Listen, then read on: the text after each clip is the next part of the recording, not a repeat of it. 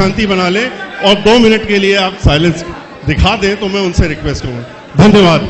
मैं अब अपनी बहुजन समाज पार्टी की राष्ट्रीय अध्यक्ष बहन कुमारी मायावती जी और समाजवादी पार्टी के राष्ट्रीय अध्यक्ष श्री अखिलेश यादव जी की इस प्रेस कॉन्फ्रेंस में आप सब लोगों का स्वागत करते हुए मैं रिक्वेस्ट करूंगा बहन मायावती जी से कि वो प्रेस को संबोधन करने का काम करें। धन्यवाद।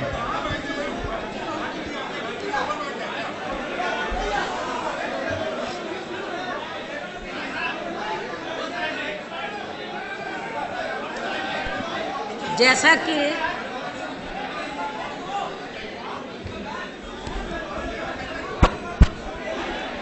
ठीक है,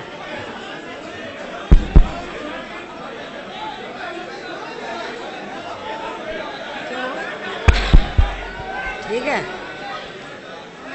मीडिया बंधुओं, जैसा कि आप लोगों को ये विदित है कि आज बहुजन समाज पार्टी और समाजवादी पार्टी के दोनों नेशनल प्रेसिडेंट की, मुखिया की ये संयुक्त व खासकर प्रधानमंत्री श्री नरेंद्र मोदी की तथा बीजेपी के राष्ट्रीय अध्यक्ष श्री अमित शाह की, अर्थात इन दोनों गुरु व चेले की नींद उड़ाने वाली अति महत्वपूर्ण एवं ऐतिहासिक प्रेस कॉन्फ्रेंस हो रही है।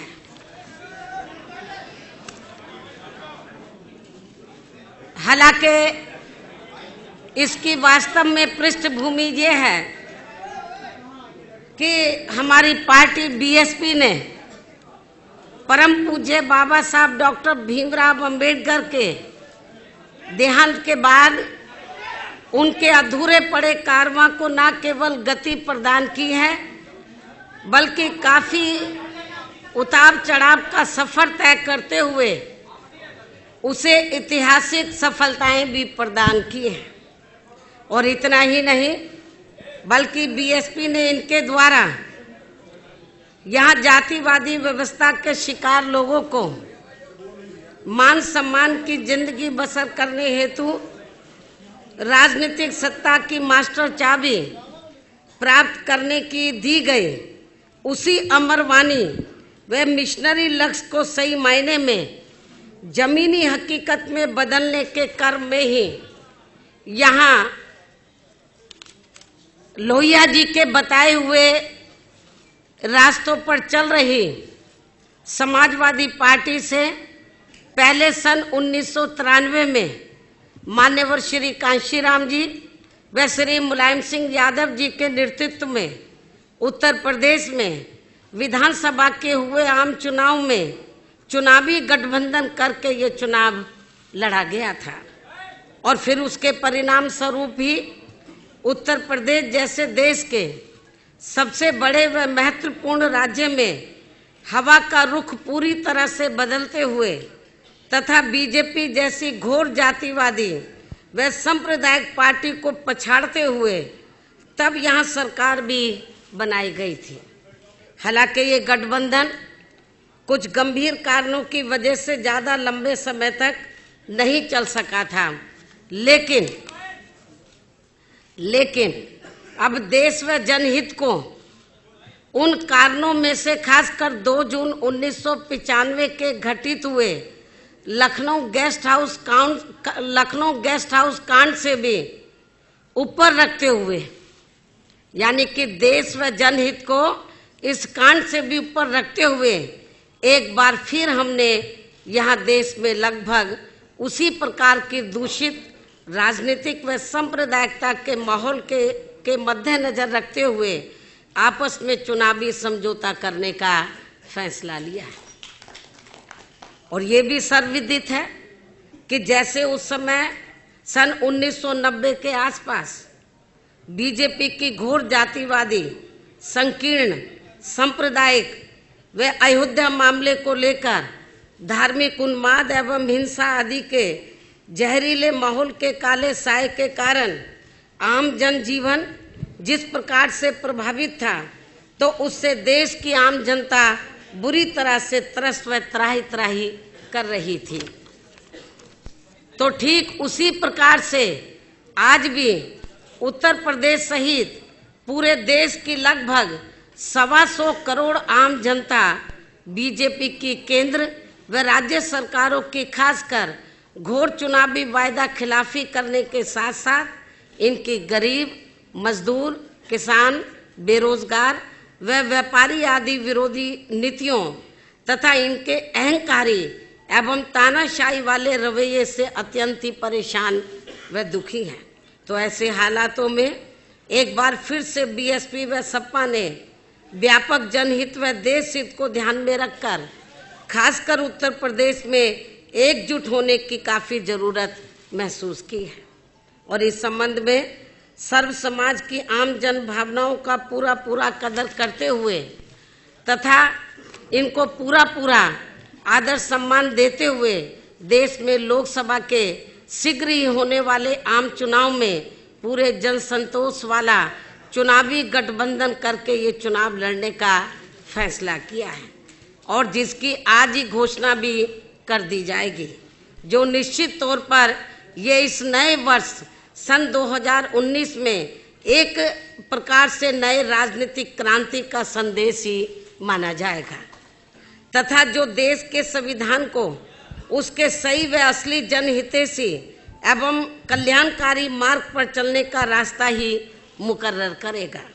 और ऐसे में अब बीएसपी व सपा के बने इस गठबंधन से समाज व देश को बहुत उम्मीदें भी जग गई हैं, क्योंकि यह चुनाव जीतने के लिए केवल दो पार्टियों का ये एकजुट होना मात्र नहीं है, बल्कि ये समाज के अधिकांश आबादी का प्रतिनिधित्व करने वाले सर्व समाज के खासकर गरीबों, मजदूरों, किसानों, छोटे व मझोले व्यापारियों, युवाओं, बेरोजगारों, महिलाओं व अन्य मेहनत कश आम जनता के साथ साथ दलितों, शोषितों, पिछड़ों, मुस्लिम व अन्य धार्मिक अल्पसंख्यकों के हितों की रक्षा एवं इनका प्रतिनिधित्व करने वाली एक शक्ति भी है, जो आगे चलकर देश के बेहतर कल को बनाने वाली सामाजिक परिवर्तन एवं आर्थिक मुक्ति के मिशनरी लक्ष्य की प्राप्ति का एक खास सामाजिक एवं आर्थिक क्रांति का आंदोलन भी बन सकता है। इसके साथ ही वैसे आपको ये भी मालूम है कि देश में पिछले लोकसभा और उसके बाद उत्तर प्रदेश में विधानसभा के हुए आम चुनाव में भी बीजेपी ने जिस प्रकार से केंद्र व उत्तर प्रदेश में यहाँ बेईमानी से अपनी सरकार बनाई है और जिनकी गलत नीतियों व गलत कार्य प्रणाली आदि से जनता आज बहुत ज़्यादा दुखी है, जिसे अति गंभीरता से लेते हुए फिर ऐसी जन विरोधी पार्टी को आगे सत्ता में आने से रोकने के लिए हमने पहले ही यहाँ उत्तर प्रदेश में कुछ लोकसभा व विधानसभा की सीटों पर हुए उपचुनाव में इनके अधिकांश उम्मीदवारों को हरा के इसकी शुरुआत भी कर दी है। जबकि इन चुनावों में कांग्रेस पार्टी के उम्मीदवारों की तो जमानत ही जब्त हो गई थी और फिर इसके बाद से पूरे देश में यह आम चर्चा शुरू हो गई कि उत्तर प्रदेश में 80 लोकसभा की सीटें हैं और यदि बीएसपी व सपा यहाँ गठबंधन करके लोकसभा का आम चुनाव लड़ते हैं तो फिर इस बार केंद्र में बीजेपी को सत्ता में आने से जरूर रोका जा सकता है। और वैसे भी इनके चुनावी वायदा खिलाफी, कुशासन व गलत नीतियों एवं जातिवादी, संकीर्ण, द्वेषपूर्ण, सांप्रदायिक व पूंजीवादी तथा अहंकारी व तानाशाही वाले रवैये एवं कार्य प्रणाली से अब पूरे देश में गरीब, मजदूर, किसान, व्यापारी व अन्य मेहनतकश लोगों के साथ साथ खासकर दलित, आदिवासी, पिछड़ा वर्ग, मुस्लिम व अन्य धार्मिक अल्पसंख्यक समाज के भी लोग अपनी विभिन्न समस्याओं को लेकर अभी तक भी हमें काफ़ी ज़्यादा दुखी व चिंतित ही नजर आते हैं। इसके साथ ही इनके बिना पूरी तैयारी के विशेषकर नोटबंदी व जीएसटी के लिए गए फैसले से तो इनकी कमर और भी ज़्यादा तोड़कर रख दी गई है, जिन्हें खास ध्यान में रखकर ही वह इन लोगों के हितों को प्राथमिकता देते हुए अर्थात इनके हितों में लखनऊ गेस्ट हाउस कांड को भी किनारे करके फिर हमने आबादी व लोकसभा की सीटों के हिसाब से भी देश के सबसे बड़े प्रदेश उत्तर प्रदेश में यहाँ लोकसभा का आम चुनाव गठबंधन करके लड़ने का ही फैसला लिया है, ताकि इस बार बीजेपी एंड कंपनी के लोगों को किसी भी कीमत पर केंद्र की सत्ता में आने से या विशेषकर उत्तर प्रदेश से ही रोका जा सके। और वैसे भी हमें ये पूरा भरोसा है कि जिस प्रकार से हमने अर्थात बीएसपी व सपा ने मिलकर अभी तक यहाँ लोकसभा व विधानसभा के हुए सभी उपचुनावों में बीजेपी के अधिकांश उम्मीदवारों को बुरी तरह से हराया है, तो फिर ये बीएसपी व सपा का बना गठबंधन देश में जल्दी ही होने वाले लोकसभा आम चुनाव में भी खासकर यहाँ उत्तर प्रदेश से बीजेपी के उम्मीदवारों को अब किसी भी कीमत पर कामयाब नहीं होने देगा, जिसकी हमें पूरी उम्मीद भी है। लेकिन अब यहाँ आप लोग हमसे ये भी जरूर जानना चाहेंगे कि हमने इस बने गठबंधन में कांग्रेस पार्टी को शामिल क्यों नहीं किया है। मैं जरूरी बातें आप लोगों के सामने रखना चाहूंगी ताकि आपको सवाल पूछने के लिए कोई तकलीफ ना उठानी पड़े। लेकिन अब यहाँ आप लोग हमसे ये भी जरूर जानना चाहेंगे कि हमने इस बने गठबंधन में कांग्रेस पार्टी को शामिल क्यों नहीं किया है, जबकि इस संबंध में आप लोगों को भी ये मालूम है कि आज़ादी के बाद काफ़ी लंबी अवधि तक केंद्र व उत्तर प्रदेश सहित देश के अधिकांश राज्यों में भी ज़्यादातर यहाँ कांग्रेस पार्टी ने ही एक सत्र राज किया है, जिसमें विशेषकर कमजोर वर्गों के साथ साथ गरीब, मजदूर, किसान, व्यापारी एवं अन्य विभिन्न क्षेत्रों में लगे मेहनतकश लोग आदि ये सभी काफ़ी ज़्यादा परेशान रहे हैं। और इनके शासनकाल में देश में गरीबी, बेरोजगारी व भ्रष्टाचार आदि भी काफ़ी ज़्यादा बढ़ा है, जिसकी वजह से ही फिर यहाँ बीएसपी व सपा सहित अनेकों और भी राजनीतिक पार्टियों का गठन हुआ, ताकि इन लोगों को इस पार्टी के कुशासन व मनमानी वाले राज से कुछ हद तक मुक्ति मिल सके। ऐसी स्थिति में केंद्र व राज्यों में चाहे सत्ता यहाँ कांग्रेस पार्टी या बीजेपी एंड कंपनी के लोगों के हाथों में आए तो भी बात एक ही है, अर्थात इन सब की नीतियाँ, सोच व कार्यशैली आदि अभी तक भी हमें लगभग एक जैसी अधिकांश नजर आती है। जैसे देश में रक्षा सौदों की खरीद फरोख्त के मामलों में इन दोनों ही पार्टियों की सरकारों में जबरदस्त घोटाले हुए हैं, ये बात भी किसी से छिपी हुई नहीं है, जिसकी खास वजह से ही पहले कांग्रेस पार्टी को बोफोर्स मामले में अपनी केंद्र की सरकार गंवानी पड़ी थी। और अब देश में जल्दी ही लोकसभा के होने वाले आम चुनाव में बीजेपी को भी खासकर राफेल मामले में हुए घोटाले को लेकर अपनी केंद्र की सरकार जरूर गंवानी पड़ेगी, ऐसी देश में काफ़ी आम चर्चा भी है।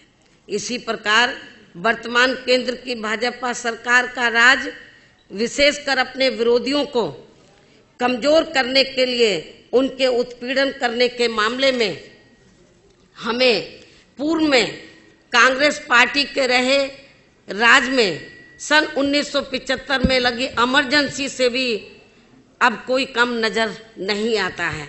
अर्थात फर्क केवल इतना ही है कि इस मामले में कांग्रेस पार्टी के राज में उस समय घोषित इमरजेंसी थी और अब बीजेपी के राज में अघोषित इमरजेंसी लगी हुई है, जिसके असंख्य उदाहरण आप लोगों के सामने हैं।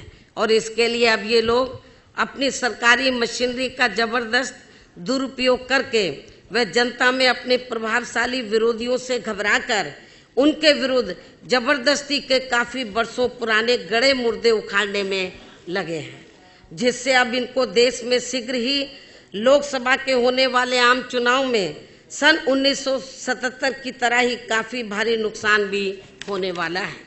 इसके साथ ही गठबंधन को लेकर कांग्रेस पार्टी के बारे में यह बात भी सर्वविदित है कि बीएसपी व सपा को कांग्रेस पार्टी के साथ चुनावी गठबंधन करने से कोई खास लाभ मिलने वाला नहीं है, क्योंकि इस मामले में हमारा अभी तक का अनुभव ये रहा है कि इनके साथ गठबंधन करके चुनाव लड़ने से हमें छोड़ी गई सीटों पर इस पार्टी का अपना अधिकांश वोट ट्रांसफर नहीं होता है और वह ज़्यादातर बीजेपी व अन्य जातिवादी पार्टियों को ही चला जाता है, या फिर जानबूझकर एक सोची समझी रणनीति के तहत उसे अंदर अंदर ट्रांसफर भी कर दिया जाता है, जबकि हमारी पार्टी से जुड़ा पूरा का पूरा वोट एक तरफा हमारे साथ गठबंधन की गई किसी भी पार्टी को पूरी ईमानदारी से ट्रांसफर हो जाता है, जिससे कांग्रेस पार्टी जैसी पार्टियों को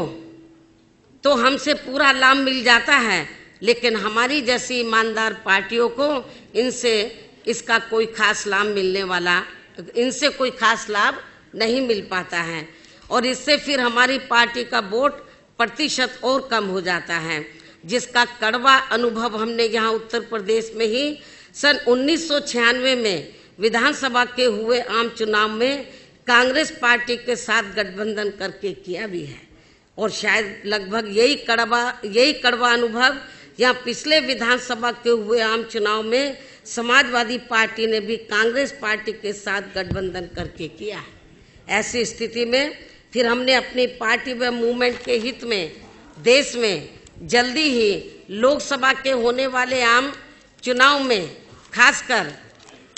खासकर यहाँ उत्तर प्रदेश में बीएसपी व सपा के बने गठबंधन में कांग्रेस पार्टी को शामिल नहीं किया है।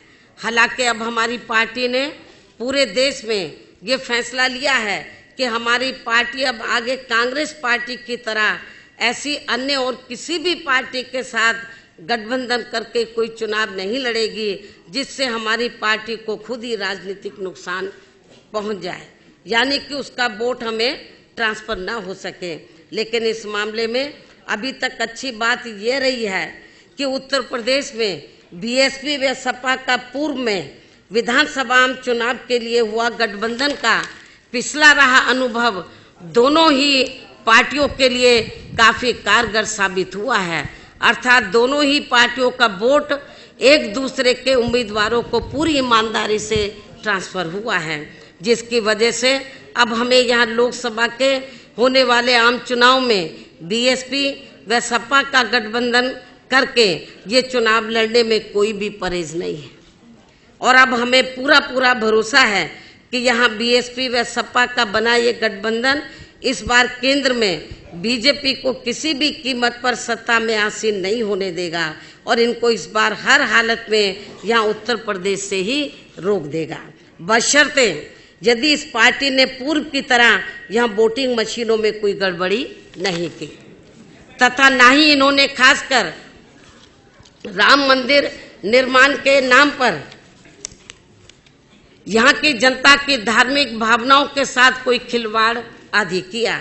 इन्हीं जरूरी बातों के साथ ही अब मैं उत्तर प्रदेश में बीएसपी व सपा के बने इस गठबंधन के संदर्भ में ये कहना चाहूँगी कि उत्तर प्रदेश में इन दोनों पार्टियों का यहाँ लोकसभा चुनाव में एक साथ मिलकर चुनाव लड़ने का हमारा ये गठबंधन फाइनल हो चुका है और इसके लिए हमने दिनांक 4 जनवरी को दिल्ली में इकट्ठा बैठकर वे काफ़ी गहन सोच विचार करके प्रदेश की सभी 80 लोकसभा की सीटों का फाइनल बंटवारा भी कर लिया है और इसके बाद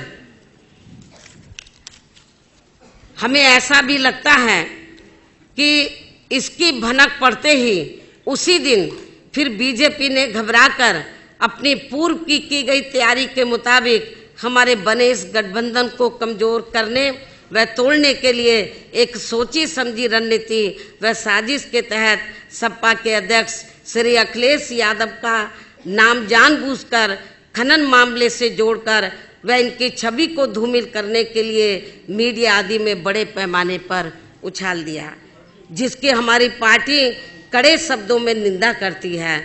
और ऐसे में हमारी पार्टी पूरे तौर से हर स्तर पर इनके साथ खड़ी है, जबकि इस पार्टी को अर्थात बीजेपी को ये मालूम होना चाहिए कि इनकी इस घिनौनी हरकत से अब बीएसपी व सपा के बने इस गठबंधन को और भी ज़्यादा मजबूती मिल जाएगी। और अब इससे इनका श्री शिवपाल यादव पर पानी की तरह बहाया गया पैसा भी जरूर ही बेकार चला जाएगा। और अब मैं आप लोगों को ये बताना चाहती हूँ कि इस बने गठबंधन में किस पार्टी के पास कितनी सीटें रहेंगी, तो ये सभी दिनांक 4 जनवरी को दिल्ली में ही फाइनल कर लिया गया है, जिसकी संक्षेप में जानकारी इस प्रकार से है। उत्तर प्रदेश में कुल 80 लोकसभा की सीटें हैं, जिसमें से बीएसपी 38 लोकसभा की सीटों पर और एसपी 38 लोकसभा की सीटों पर मिलकर ये चुनाव लड़ेगी। और 2 लोकसभा की सीटें हमने अभी 1-2 और पार्टियों के लिए छोड़ दी है। इनके अलावा 2 और शेष बची सीटें अर्थात अमेठी व रायबरेली, ये दोनों लोकसभा की सीटें हमने कांग्रेस पार्टी के साथ बिना कोई गठबंधन किए हुए ही इस पार्टी के लिए छोड़ दिए हैं, ताकि बीजेपी के लोग इन दोनों सीटों पर कांग्रेस पार्टी की संरक्षक व इनके अध्यक्ष को भी यही उलझाकर ना रख सके। इसके साथ साथ बंटवारे में कौन कौन सी सीटें बीएसपी व सपा आदि के पास रहेंगी, तो इसका भी लगभग तय ही हो चुका है, जिसकी सीटवार पूरी जानकारी आपको बहुत जल्दी ही प्रेस नोट के जरिए दे दी जाएगी। और अब मैं अंत में बीएसपी व सपा के सभी छोटे बड़े पदाधिकारियों, नेताओं व कार्यकर्ताओं से मीडिया के माध्यम से ये भी पुरजोर अपील करती हूँ कि वे इस चुनाव में पर्दे के पीछे से बीजेपी द्वारा चलाई जा रही श्री शिवपाल यादव की पार्टी को तथा कुछ अन्य और स्वार्थी किस्म के लोगों को भी मैनेज करके व उन्हें आगे करके खासकर यहाँ दलितों, पिछड़ों व मुस्लिम समाज आदि के नाम पर बनवाई गई पार्टियों एवं इनके संगठनों के द्वारा भी षड्यंत्र के तहत खड़े किए गए उम्मीदवारों को अपने यार दोस्त, जाति बिरादरी व रिश्ते नातों आदि के चक्कर में पड़कर इन्हें देकर खराब नहीं करेंगे तथा अपने बने इस पवित्र व सामाजिक भाईचारे पर आधारित इस गठबंधन को कतई भी नुकसान नहीं पहुंचाएंगे। अर्थात इन दोनों पार्टियों के सर्व समाज से जुड़े लोगों को देश व जनहित में इन स्वार्थी व बिकी हुई पार्टियों के चक्कर में न पड़कर इन्हें केवल अपने गठबंधन द्वारा खड़े किए गए उम्मीदवारों को ही कामयाब बनाने का हर संभव पूरा प्रयास करना चाहिए। तभी फिर सही मायने में हमारा यहाँ अपने संतों, गुरुओं व महापुरुषों आदि का मानवतावादी सोच पर आधारित इनका सर्वजन हिताय व सर्वजन सुखाय का सही सपना जरूर साकार हो सकता है। इस उम्मीद के साथ ही अब मैं आप सभी मीडिया को तथा सपा व बसपा गठबंधन के सभी लोगों को भी नव वर्ष सन 2019 की अपनी हार्दिक बधाई देती हूँ व उनके उज्जवल भविष्य की भी कामना करती हूँ। और अब सपा के अध्यक्ष श्री अखिलेश यादव भी इस बने गठबंधन के संबंध में अपनी बात आप लोगों के सामने रखेंगे। धन्यवाद। चलिए, मैं सबसे पहले आदरणीय मायावती जी का बहुत बहुत धन्यवाद देना चाहता हूं। साथ ही साथ बहुजन समाज पार्टी और समाजवादी पार्टी का जो गठबंधन आपने स्वीकार किया है, उसके लिए भी मैं बहुत बहुत बधाई और मुबारकबाद देता हूं। भाजपा शासन के पिछले 5 सालों में पूरे देश में गरीबों, मजदूरों, किसानों, छोटे उद्योगों, दुकानदारों, नौजवानों, दलित, पिछड़ों, महिलाओं और यहाँ तक कि बच्चियों पर जितना अन्याय और अत्याचार हुआ है उसकी कल्पना करना भी मुश्किल है। भगवान राम और भगवान कृष्ण की जन्मभूमि उत्तर प्रदेश में तो भाजपा की सरकार ने इतना अत्याचार किया है कि स्वयं भगवान भी असहनीय पीड़ा हुई होगी। केंद्र और उत्तर प्रदेश की भाजपा सरकार ने देश और समाज को एक सूत्र में बांधने की बजाय समाज में नफरत का वातावरण बनाया है। लोगों ने भाईचारा बढ़ाने की बजाय लोगों को जात पात के नाम पर बांटने का काम किया है।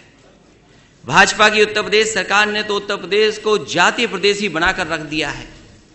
उत्तर प्रदेश में जात और धर्म को देखकर बेकसूर लोगों के एनकाउंटर किए जा रहे हैं।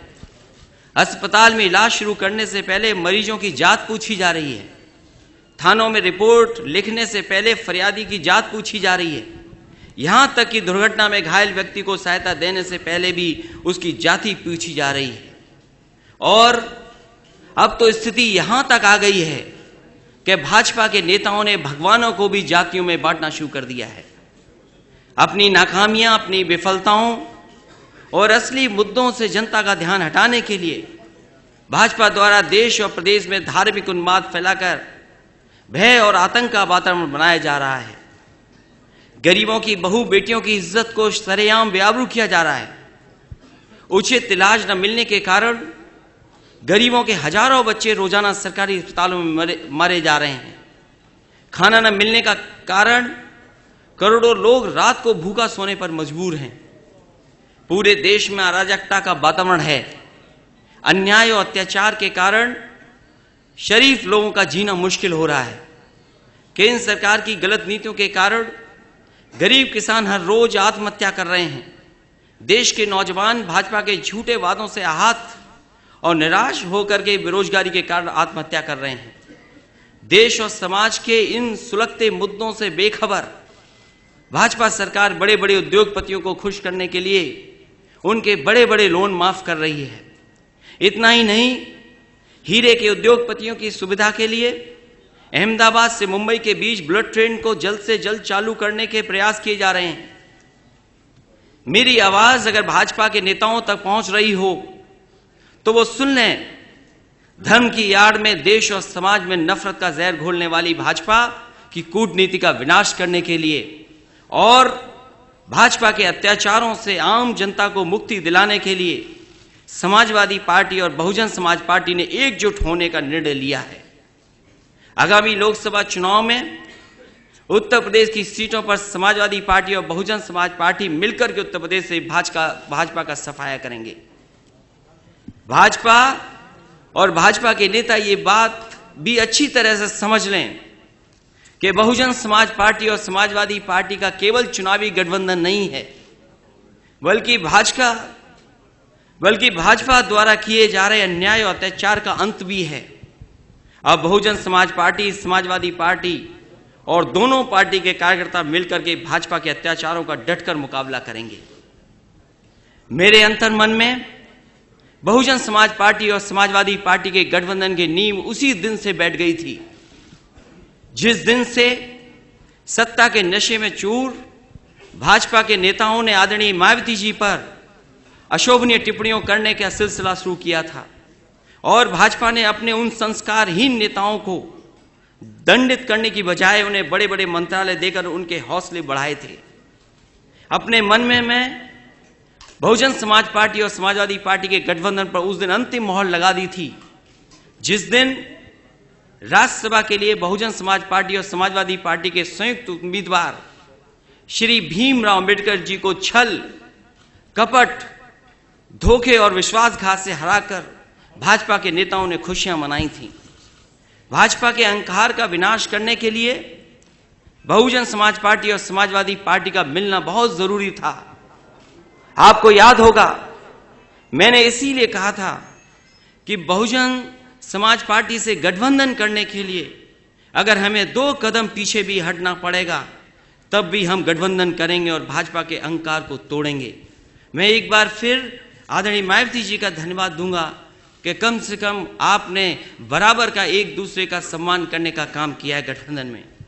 आज से समाजवादी पार्टी का प्रत्येक कार्यकर्ता इस बात को गांठ बांध ले कि आदरणीय मायावती जी का सम्मान मेरा सम्मान है, और अगर भाजपा का कोई भी नेता आदरणीय मायावती जी का अपमान करता है तो समझ लेना कि वो अपमान आदरणीय मायावती जी का नहीं बल्कि मेरा अपमान हुआ है। हम समाजवादी हैं और समाजवादियों की ये विशेषता होती है कि वो दुख और सुख दोनों में बराबर के हिस्सेदार होते हैं। इसलिए हमें इस रिश्ते को मजबूती के साथ और आगे बढ़ाना है। बहुजन समाज पार्टी और समाजवादी पार्टी के गठबंधन से घबराकर अपनी आदत के अनुसार भाजपा तरह तरह के षड्यंत्र रच सकती है, गलत फहमी पैदा करके हमारे कार्यकर्ताओं के बीच नफरत का वातावरण बना सकती है। भाजपा द्वारा दंगा फसाद कराने का प्रयास भी किया जा सकता है, परंतु हमें संयम और धैर्य से काम लेना है। हमें भाजपा की हर साजिश को नाकाम करना है और आपसी भाईचारे को मजबूत करना है। मैं आदरणीय मायावती जी का द्वारा देश हित में लिए गए उनके ऐतिहासिक निर्णय का एक बार फिर स्वागत करता हूं और मैं विश्वास दिलाता हूं कि अब भाजपा के अत्याचारी शासन का विनाश निश्चित है। मैं इस बात का भी विश्वास दिलाता हूं कि समय के साथ समाजवादी पार्टी और बहुजन समाज पार्टी के संबंध और भी अधिक मजबूत होंगे। इन्हीं शब्दों के साथ मैं एक बार फिर आप सभी पत्रकार साथियों का स्वागत करता हूं और बधाई देता हूं। इस गठबंधन के लिए आदरणीय मायावती जी का एक बार फिर बधाई और बहुत बहुत धन्यवाद। अब मैं आप सबको सवालों के लिए आमंत्रित करता हूं। सबसे पहला सवाल Pankaj Jha, ABP news. Shri Pankaj Jha, ABP news, mike पहुंचाएं। Pankaj Jha, ABP news.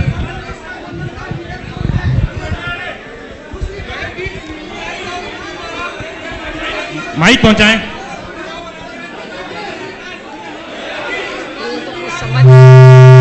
एक एक करके सवाल पूछें।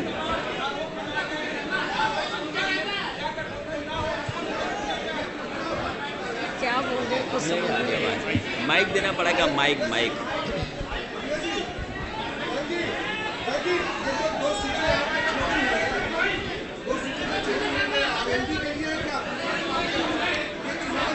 इसका जवाब बहुत जल्दी ही आपके सामने आ जाएगा।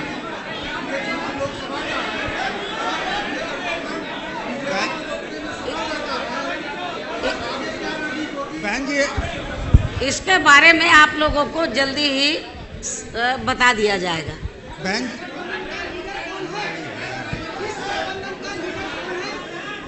बहन जी आपसे सवाल है।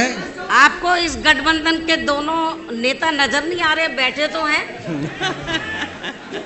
बहन जी ये सवाल आपसे है। आपको नजर नहीं आ रहा है? बहन जी एक बात बताइए कि जो लोकसभा चुनाव में, अभी तो चुनाव हुआ नहीं है, जब चुनाव हो जाएगा रिजल्ट आ जाएगा, इसका जवाब दे दिया जाएगा।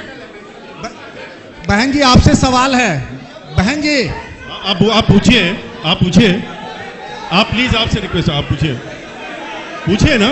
लोकसभा चुनाव में गठबंधन हो गया, आप क्या लोकसभा चुनाव लड़ेंगी और किस सीट से लड़ेंगी?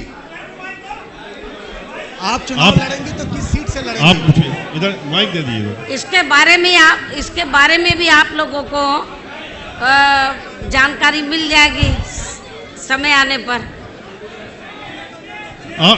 अगर कोई प्रश्न और नहीं है तो फिर हम लोग रिक्वेस्ट करेंगे कि मायावती जी प्रेस कॉन्फ्रेंस हो।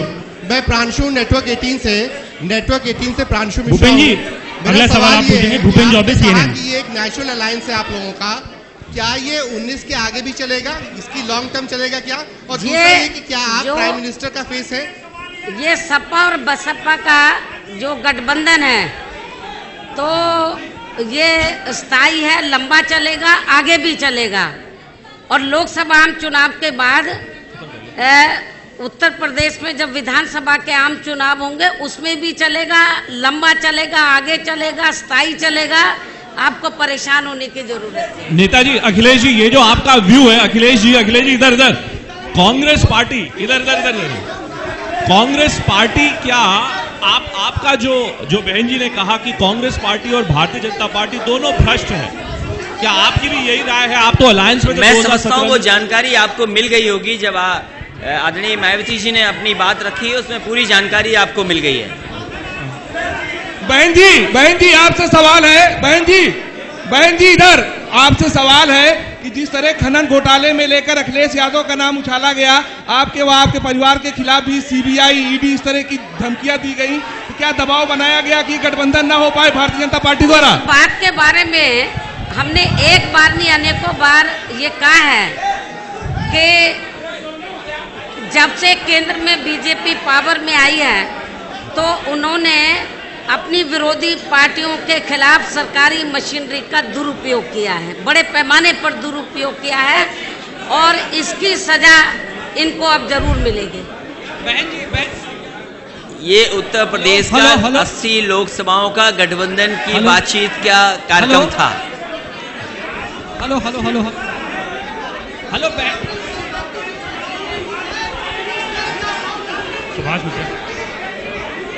सुभाष मिश्रा जी, आप कुछ पूछना चाहते हैं? आप पूछिए, आप पूछिए। सुभाष मिश्रा जी, आप पूछिए। Hello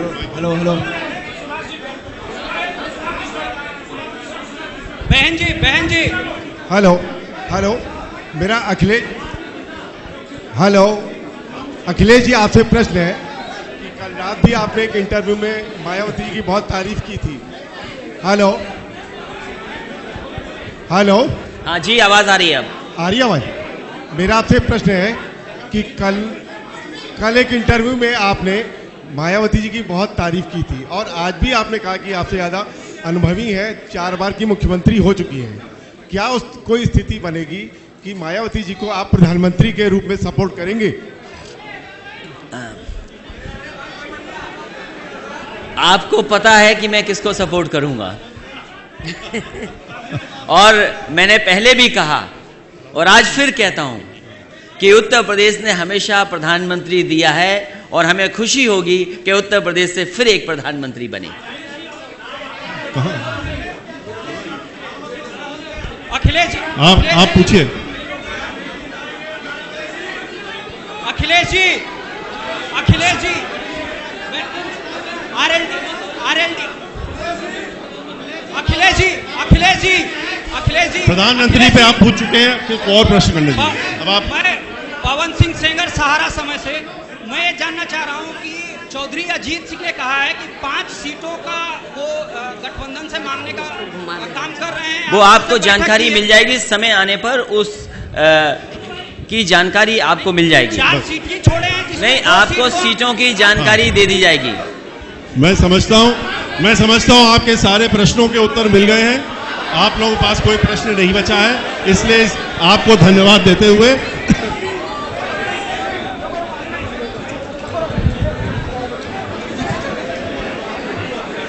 hello